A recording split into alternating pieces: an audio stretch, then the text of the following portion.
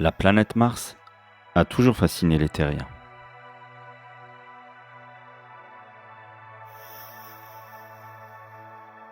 Parce qu'elle ressemble à la planète bleue, la nôtre.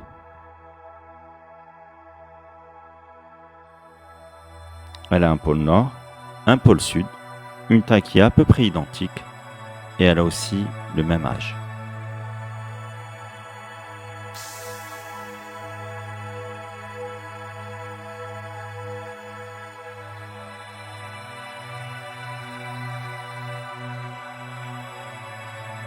C'est aussi la planète la plus proche de nous, après la Lune et Vénus.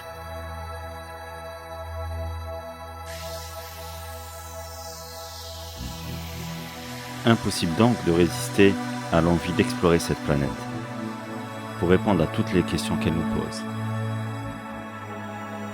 Cette planète a-t-elle été habitée du temps où elle était habitable?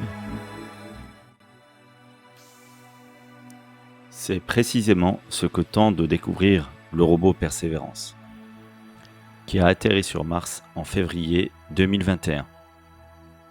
Persévérance est un rover ou astromobile. Mais à quoi ça sert un rover en fait?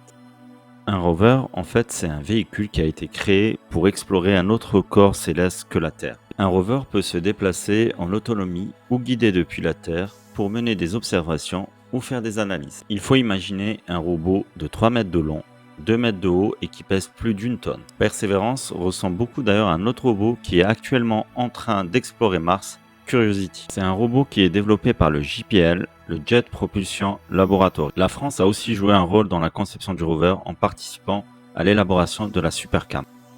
Quel est l'objectif avec cette mission? Persévérance va chercher des traces de vie anciennes possibles sur la planète rouge. L'objectif principal final avec cette mission est de ramener un jour sur Terre des échantillons du sol martien. Cette dimension microbiologique de la mission est une première. Jamais des échantillons ont été ramenés sur Terre. En d'autres termes, Persévérance va nous aider à répondre à une question cruciale. Mars a-t-elle été habitable? Concrètement, que va faire le robot Persévérance une fois sur place? Il va utiliser une foreuse qui est placée au bout de son bras, de long de 2 mètres, pour récupérer les échantillons du sol martien. Ce sont ces prélèvements qui sont destinés à revenir sur Terre lors d'une mission dont les modalités ne sont pas encore totalement définies. Persévérance va aussi tester une nouvelle méthode pour produire de l'oxygène à partir de l'atmosphère de Mars. Persévérance va aussi nous aider à identifier des sources comme par exemple l'eau souterraine. Persévérance aidera aussi à mieux cerner les conditions météorologiques ou la poussière qui pourra avoir un impact sur une mission habitée martienne.